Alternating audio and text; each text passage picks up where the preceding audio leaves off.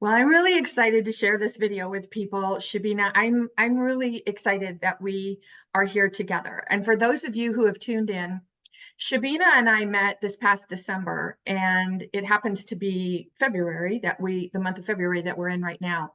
And we knew the very first time we met and had a conversation that this conversation that we're doing on video needs to take place. And I was just sharing with Shabina that you know when you're being divinely guided, because when you feel like asking a question and you ask the question to another person, the answer is always yes. So this is a very divinely guided, and the topic that we want to talk about today is life after childhood trauma. Shabina, thank you so much for saying yes and being here today. I appreciate it. Oh, you're so welcome. And I'm so happy. I'm so happy to be here with you, Nancy. I think you're right. I mean, it was definitely felt it was divinely guided that we met and that we're here today. Absolutely. And the thing is like, just so you know what we're going to be talking about, we're not going to be talking about childhood trauma. That's in the title, Life After Childhood Trauma. So we're talking about, people who have already, they've been triggered, that maybe they've been to therapy and they know there must be a different way of living their life. Because as Shabina and I were talking when we first met, we I think the commonality in our conversation, don't you agree, Shabina, was that how wonderful it feels to have healed that wounded inner child. And sometimes when we're sharing our message, it can be difficult for people to even believe or imagine or comprehend that it's possible to be able to think about an experience or experiences that were so traumatic for us without that negative emotion, without those painful emotions and feelings coming up. But we're proof that it can, and that's what we're here to talk about. Absolutely. And the freedom that comes with it. Yeah, yeah. Oh my gosh, the freedom that comes with it. It's like night and day. And it's not an easy journey, but it's a very doable journey. And I think if everybody understood that we don't need to take humongous steps. It's like work on little things, little steps every single day. And soon you'll just find yourself looking for those moments when you can work on that, you know? Right. And And yeah, one of the reasons that I love teaching what I teach is because if I can spare someone from learning the way that I learned, which was being pushed to the breaking point, so if we can encourage more people to understand or even start to believe or see a little light that it's possible, a possibility that you do not have to push yourself to the brink of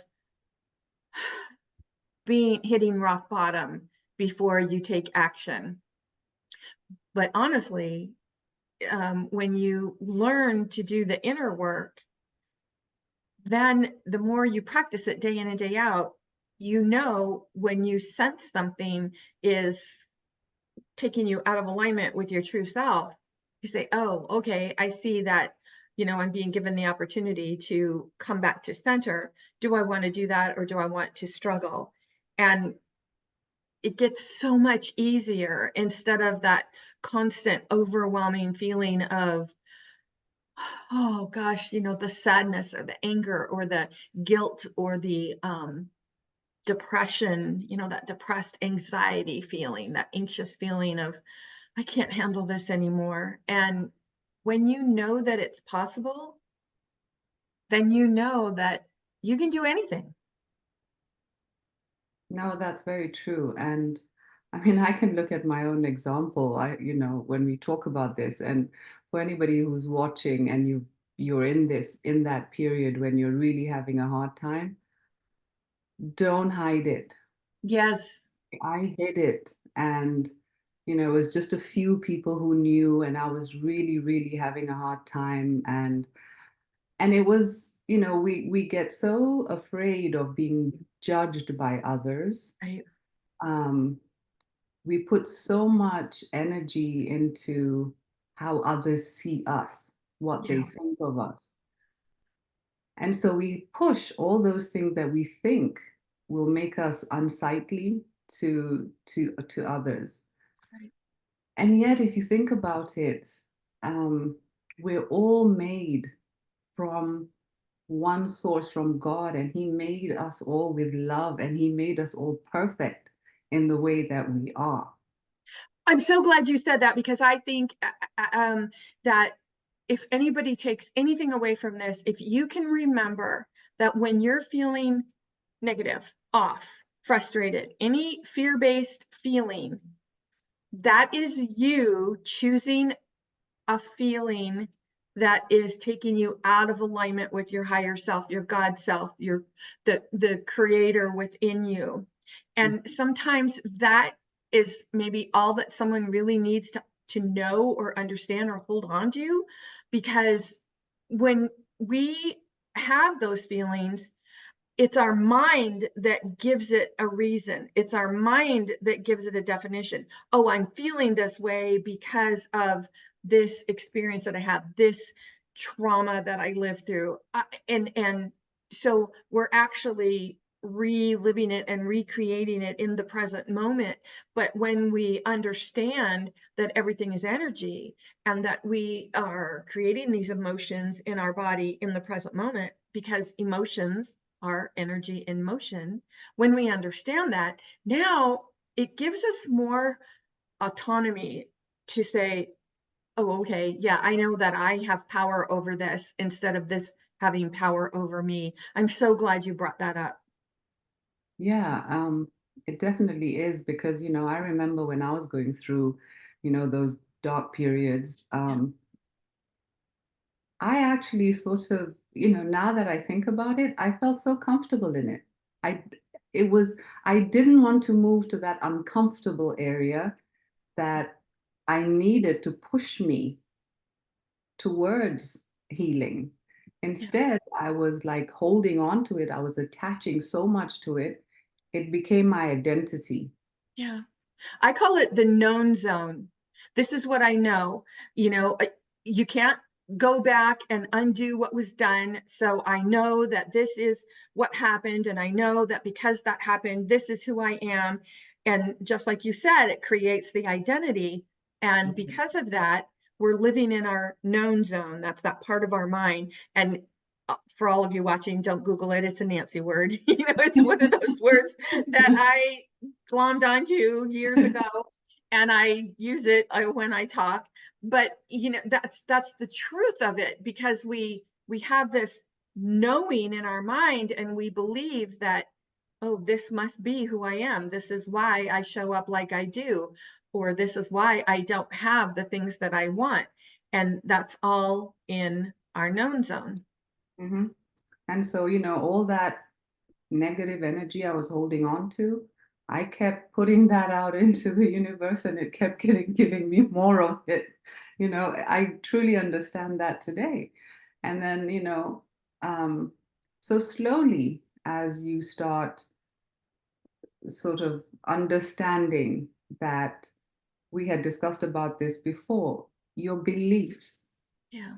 that's what it all goes back down to is that, I listened to somebody who explained it really beautifully. And he said that when you're born, it's like you're born as a beautiful empty cup. You're this beautiful empty cup. And then you meet your parents, then they sprinkle their sort of values and beliefs into it, and your grandparents and all the relatives. And then, school and friends, and then it just goes wider and wider. And when you think about it, how many of our beliefs are truly our beliefs? Yeah. Right? Hardly none. Hardly none. And yet, those beliefs, we've taken on to them and held on to them. And they're the beliefs that are also putting us down and stopping us from opening up and saying, no, wait a minute, I am more than this, Yeah. right? It's Even it's though that happened to me, it, yeah. it I experienced it. Get It's so it? funny that you would bring that up because I just posted a video earlier today where I talked about when we're born this really bright, immense light. We're such a bright light. Yes. And then we take in these beliefs, our own and the beliefs of others, and every belief that negative belief or limiting belief that we take on, it's like this wet blanket, this layer of darkness that covers our light. Exactly. And so when you master your belief, every belief that you master, it's like pulling off a layer of that darkness and your light can shine through. And just if you can imagine that and imagine yourself as the bright light and just imagine like you are shining, it totally opens up your heart chakra and you feel your heart energy smiling, and you know that that is divine guidance, the divine intuitiveness, and that's what we are all here to live from. But of course we have free will, so we can choose to live in the darkness or we can choose to live in the Exactly. light. Exactly. Yeah. I think, and there's so many times, through my journey when, when a person is in those depths of darkness, it's so difficult when somebody else is trying to show them the light Yep. because all you can see is your own darkness. And I remember there were many times, if I was offered a hand, I didn't take that hand at that time because I was just so consumed by that darkness. Yeah. And so sometimes until you're ready to really face, um, until you reach that point where it's like you've hit the bottom and you're like, there's no other way to go except up. Yeah. That's how it happened for me. And I think what's important, even though I talked about I would love to support people so that they don't have to hit rock bottom. But it's important to know that hitting rock bottom is not a bad thing. It's not a wrong thing. It's not a difficult choice. It's just the choice that you make because everything only has the meaning that we give it. So if you feel like you're spiraling down that negative rabbit hole and you think, oh my gosh, have I gone too far? See, I think we always judge ourselves about, well, now maybe I've gone too far. I've gone to that point of no return and I can't ask for help. Or, oh, maybe I haven't gone far enough and I've got to, go farther and hit rock bottom before I'm even worthy enough to ask for help. And I don't even know if we think we're worthy enough to ask for help. I think we just hit rock bottom, and because it's such a familiar feeling of we just think, well, I guess I have to stay here. There's nothing I can do about it. And sometimes, the only option is to just believe that you're so unworthy that you don't deserve anything better. Right. Right. Shabina, what did I don't know if you want to share this, but for me, the hitting rock bottom was I was having really horrible nightmares. I mean, I was constantly, triggered by the negative trauma and abuse from my childhood, but I would say my rock bottom was I started having these really horrible nightmares. I say that the nightmares were so bad that Stephen King would have been shocked, said, oh my God, what is wrong with you, lady? And I literally got up one morning and I fell to my knees on the floor. And I remember telling my husband, I think I'm losing my mind. I I think there's something really, really wrong with me. Like something happened that was so horrible that I can't even wrap my head around, and I just don't know what to do anymore. And that's what sent me to therapy Mhm. because I felt like my mind was so fractured.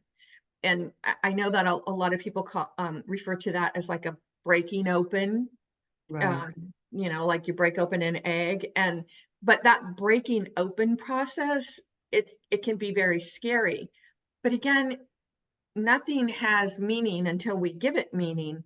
But of Right. course, when you feel like your mind is completely fractured and you're losing it, it's a fearful feeling. No, it is. And for me, it was, gosh, when I think about it now, it was like, it was such a drawn out journey. Because I was like in a hole for, I think, over 12 years. I just felt like I was in this dark hole. But for me, it was, I mean, it led to so many, it's like that core wounding when it happened, it puts you on a trajectory in your life, obviously, because your perception has changed. So it leads you down whatever path it's led you to. And sometimes all those instances that you go through, for example, for me, so I got married, when I was in my sort of mid 20s, late 20s, and then moved to a different country and lived there, but I still hadn't dealt with my issues. So again, there was so much bubbling under the surface that I hadn't dealt with, but I was putting this other relationship on top of it. Yeah. And then on top of that, I had children. And then after a while, my marriage broke down and went through divorce, again, moving back to a different country. And then there was the custody battle. And so all those keep layering more and more stuff on top of you that I kept pushing down and hiding and not dealing with it. And then I started having really, really horrendous migraines. Mm. And those were triggered because in 1998, I was living in Kenya, in Nairobi, Kenya, and working for the US State Department Agency for International Development. And the 1998 bombing happened in Nairobi. They were doing it simultaneously. They were trying to do Kenya, Uganda, Tanzania. But they hit the embassy in Nairobi. I was on my way to the embassy when that happened. And just the loss of life was immense. And that just triggered so much in me. But I was also working to help, looking for people at the hospitals and stuff like that. So that kind of spiraled me, but at the same time, it was really interesting. This strength came up within me because it wasn't me who was damaged, it was others. And so this strength came within me that I was there to help and, search for others and do all these things. Anyway, that sort of led me to look for seek therapy after that, after the bombing. And I did, did some therapy a little bit in while we were in Kenya, and then we moved. After that, we moved to a different country, and later on, I remarried, and so then I continued with my therapy. And but my migraines kept coming, and I was in depression. I was just in such a horrible depression. And finally, one day, I still remember I had just been, it like everything, I just felt so lost. And I finally told myself, there's no point. Why am I even here? I mean, I just felt like there's no point. So I just thought, okay, maybe I should take my life. And I really did try. I mean, I didn't seriously try, obviously, because I wouldn't have been here. But to me, that was a cry of help. Yeah. And when that happened, I remember I just broke down. I cried. I mean, I remember it was in the bathroom and I was just on the floor. And that was like the egg cracking, Yeah. right? Right. And that started me like, okay, then I was like, all right. So I finished the therapy and stuff. But after therapy, it was like still, and I think therapy plays a really important role. But after the therapy ends, that's really when you start the journey of trying to discover who you are. Because before that, you really didn't know who you were. Yeah. So that's when the journey begins, and that's when you need some guidance, Right. and people who've lived that experience can really take your hand and you can show them like, look, you don't have to be afraid. I've walked that path and I can show you. And that's what you're doing, you know. Yeah. When you're ready to stop holding on to the physical path and embrace the spiritual path, Yes. and then take it to a point where you realize that the spiritual and the physical work together, Ever. that is when you really stand in your power and say, I'm so glad I stayed with myself. I'm so glad that I continued this. And it's such an awakening. And I feel that that awakening keeps expanding, that awakening feeling keeps expanding, and you keep realizing, "I am so amazing." And I think saying that can be difficult for people because they have to remember they're not saying they're more amazing than someone else or they're better than someone else. They're just Right. realizing how amazing they are as part of Hmm. the whole of creation. Exactly. And Yeah. the funny thing was I remember all those years when I was going through all that darkness, I was so angry at God. I kept thinking like, why? It's like, this happened. What is it? Does it keep happening to me? And it was after, and yet at the same time, in my depths of despair, I would cry out to him, like, please help me. So it was like I didn't want him, but I wanted him. And then it was later, and it was my mom who really put that spiritual sense inside of my heart, because she just had that very gentle way of just letting you know, like, yeah, you're struggling all this, but just go within your heart and find some peace there. So she's the one who put me on that spiritual path, and that's when I started realizing, like, oh my goodness, what a lesson. And my son, later on in life, when he was about 18, he was diagnosed with bipolar disorder. And and with bipolar disorder, you have highs and lows. You go Right. into depression and you go up. And when he was in the lows, that's when he told me, Mom, that's the worst feeling, because I feel like I'm in a hole and I can't climb up. Yeah. But that's when I understood, because I had been in that hole.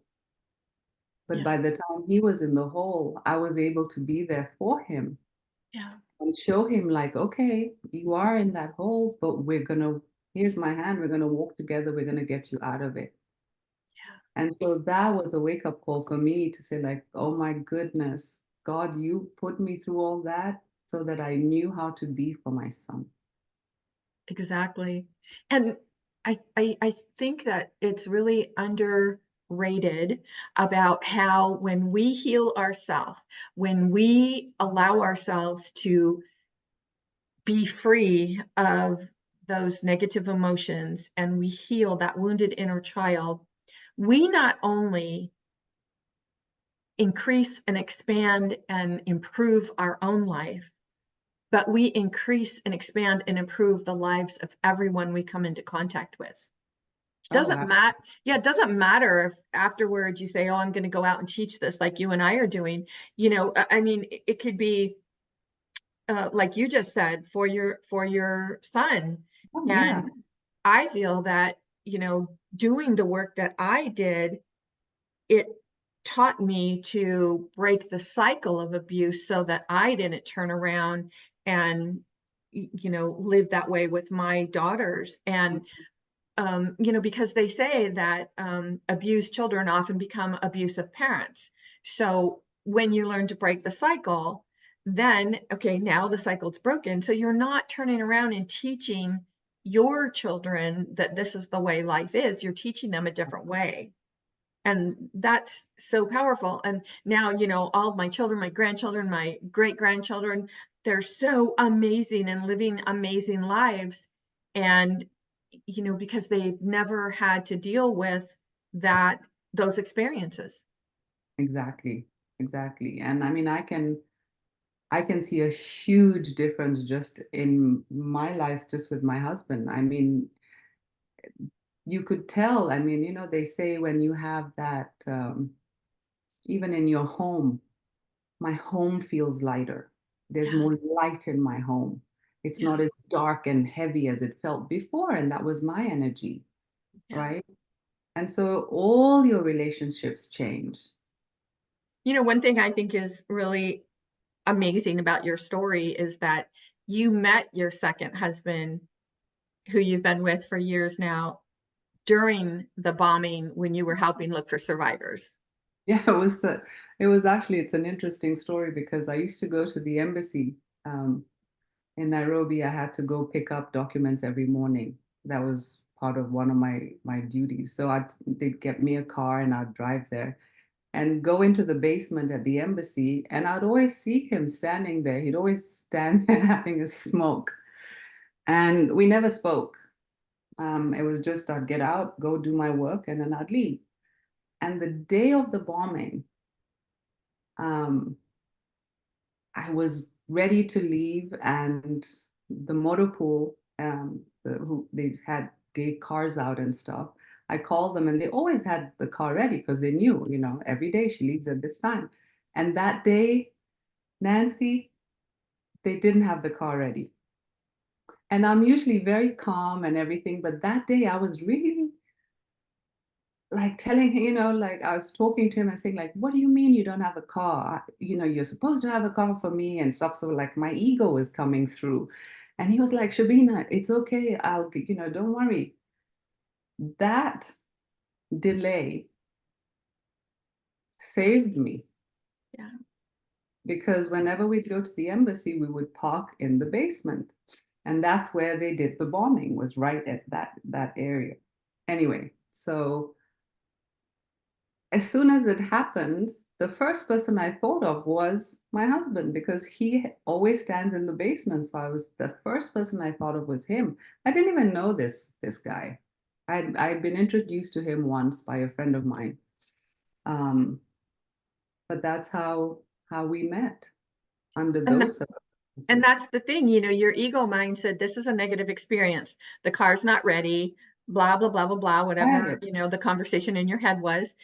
But instead, when we can teach ourselves to say, whatever experience comes up, oh, I wonder what I'm going to learn from this, or I Yeah, wonder how this is supporting me. It exactly. absolutely changes the way we look at life.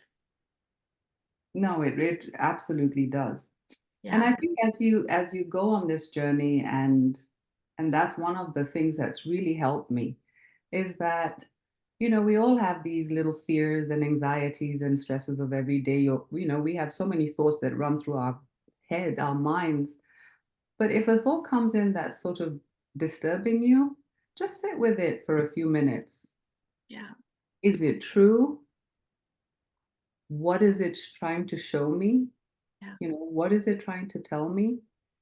Instead, we panic, and it's like, and then we get into that stress mode. right. But just pausing and just looking at it and trying to figure it out is Yeah. very helpful. And when we ask ourselves, is this true? If we're looking at it as a negative experience, the next question we can ask ourselves is, what would I have to believe to be true about this situation for me to be making this real for me? And when we practice that day in and day out, and practice it until it becomes second nature, and we Mhm. know that we have that power, it- we no longer feel powerless.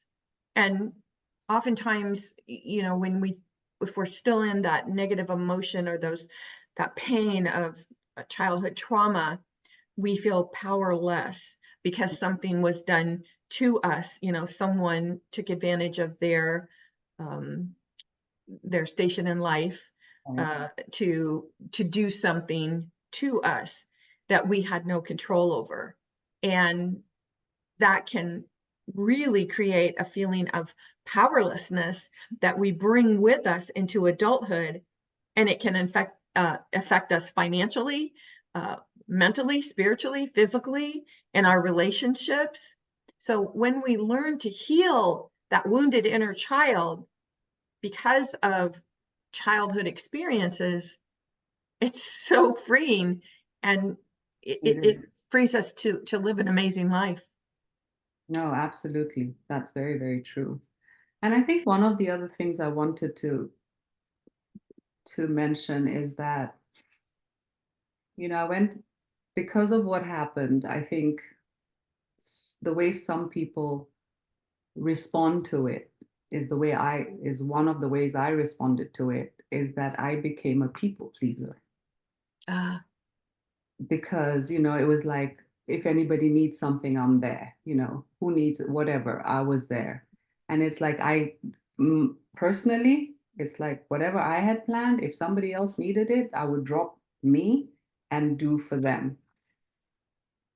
And then you learn actually that's a codependency yeah. symptom.